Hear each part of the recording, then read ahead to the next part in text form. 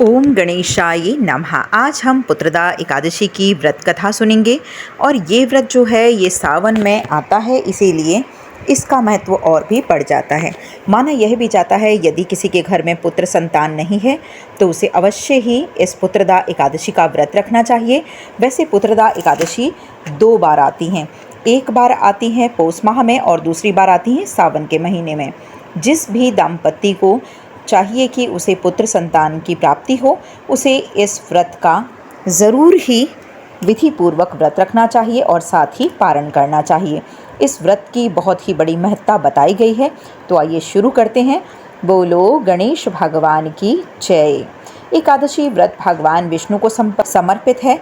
एकादशी का व्रत करने से मनुष्य के शुभ फलों की उसे प्राप्ति होती है और इस बार का पुत्रदा एकादशी का व्रत 16 अगस्त 2024 को है। एकादशियों के महात्म्य का आनंद लेते हुए धनुधर अर्जुन ने कहा कि हे प्रभु, ये कल्याणकारी और महा पुण्यदायी कथाएं सुनकर मेरे आनंद की सीमा नहीं रही है और मेरी जिज्ञासा बढ़ती जा रही है। हे कृष्ण, आप अब मुझे श्रावण माह के शुक्ल पक्ष की एकादशी की कथा सुनाने की कृपा करें। इस एकादशी का क्या नाम है और इसके व्रत का क्या विधान है? इसमें किस देवता का पूजन किया जाता है और इनका व्रत करने से किस शुभ फल की प्राप्ति होती है? श्री कृष्ण भगवान बोले कि हे धनुर्धर, श्रावण माह के शुक्ल पक्ष की एकादशी की कथा के श्रवण मात्र से ही अनंत यज्ञ का फल प्राप्त हो जाता है। हे पार्थ, द्वापर युग के आरंभ में ही महिष्मती नाम की एक नगरी थी। उस नगरी में महाजित नाम का एक राजा राज्य किया करता था। वह पुत्रहीन था, इसीलिए वह सदा दुखी रहता था और उसे वह राज सुख और वैभव सभी कुछ बड़ा ही कष्टदायी प्रतीत होता था, क्योंकि पुत्र के बिना मनुष्य को इस लोक और परलोक दोनों में ही सुख प्राप्त नहीं होता। राजा ने पुत्र प्राप्ति के बहुत सारे उपाय किए, किंतु उसका हर उपाय ही निष्फल रहा। जैसे जैसे राजा महाजीत वृद्धावस्था की ओर बढ़ता जा रहा था, वैसे वैसे उसकी चिंता भी बढ़ती जा रही थी। एक दिन राजा ने अपनी सभा को संबोधित करते हुए कहा, ना तो मैंने अपने जीवन में कोई पाप किया है, ना ही अन्याय पूर्वक प्रजा से धन एकत्रित किया है, ना ही कभी प्रजा को कष्ट दिया है, ना ही किसी देवता और ब्राह्मण का निरादर किया है। मैंने प्रजा का सदैव ही अपने पुत्र की तरह पालना की है, कभी किसी से ईर्ष्या भाव नहीं की है, सभी को एक समान समझा है। मेरे राज्य में कानून भी ऐसे नहीं हैं जो कि प्रजा में अनावश्यक ही डर उत्पन्न करें। इस प्रकार धर्मयुक्त राज्य करने पर भी मैं इस समय अत्यंत ही कष्ट में पड़ा हुआ हूँ। इसका कारण क्या है, मेरी समझ में कुछ भी नहीं आ रहा है। आप इस पर विचार करें और इसका क्या कारण है मुझे बताइए। इस जीवन में मैं इस कष्ट से मुक्ति कैसे प्राप्त करूं? राजा को इस कष्ट के निवारण के लिए मंत्री आदि वन को चले गए, ताकि वहां जाकर किसी ऋषि मुनि को राजा का दुख बताकर कोई समाधान पा सके। वन में जाकर उन्होंने श्रेष्ठ ऋषि मुनियों के दर्शन किए। उस वन में वयोवृद्ध और ज्ञान के दाता महर्षि लोमेश भी रहा करते थे। वे सभी जन महर्षि लोमेश के पास गए। उन सब ने महर्षि लोमेश को दंडवत प्रणाम किया और उनके सम्मुख बैठ गए। महर्षि के दर्शन से सभी को बड़ी ही प्रसन्नता हुई और सब ने महर्षि लोमेश से प्रार्थना की कि हे देव, हमारे अहोभाग्य हैं कि हमें आपके दर्शनों का सौभाग्य प्राप्त हुआ है। मंत्री की यह बात सुनकर लोमेश ऋषि ने कहा कि हे मंत्रीवर, आप लोगों की विनम्रता से मैं अति प्रसन्न हूँ। आप मुझसे अपने आने का प्रयोजन कहें और मैं आपके कार्य को अपने सामर्थ्य के अनुसार अवश्य ही पूर्ण करूंगा, क्योंकि हमारा शरीर ही परोपकार के लिए बना है।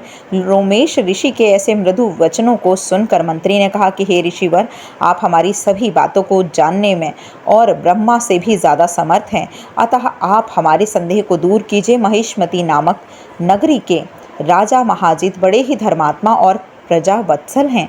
वह प्रजा का पुत्र की समान ही धर्मानुसार पालन किया करते हैं, किंतु फिर भी वे पुत्रहीन ही हैं। हे महामुनि, इससे वह अत्यंत ही दुखी रहते हैं। हम लोग उनकी प्रजा हैं, हम भी उनके दुख से दुखी हैं, क्योंकि प्रजा का यह कर्तव्य है कि राजा के सुख में सुख माने और दुख में उनके दुख माने। हमें उनके पुत्रहीन होने का अभी तक कारण ज्ञात नहीं हुआ है, इसीलिए हम आपके पास आए हैं।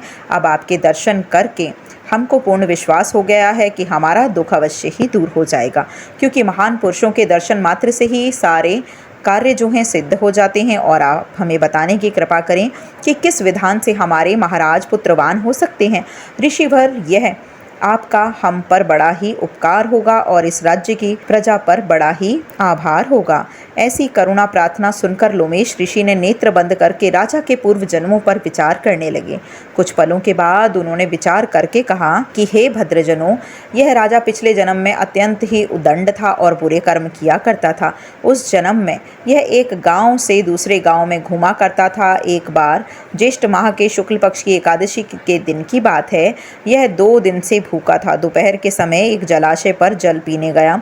उस स्थान पर उस समय एक गाय जल पी रही थी। राजा ने उस प्यासा ही उसे भगा दिया और स्वयं जल पीने लगा।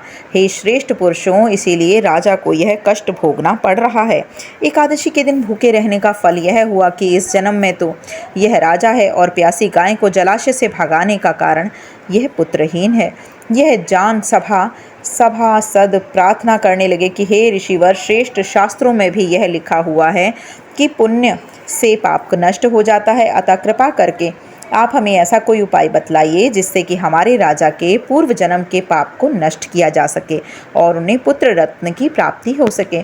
सभासदों की प्रार्थना सुनकर लोमेश ऋषि ने कहा कि हे श्रेष्ठ पुरुषों, यदि तुम श्रावण मास के शुक्ल पक्ष की पुत्रदा एकादशी का व्रत और रात्रि में जागरण करो और उस व्रत का फल राजा के निमित्त ही कर दो, तो तुम्हारे राजा के यहाँ पुत्र ही उत्पन्न हो जाएगा। राजा के सभी कष्टों का नाश हो जाएगा।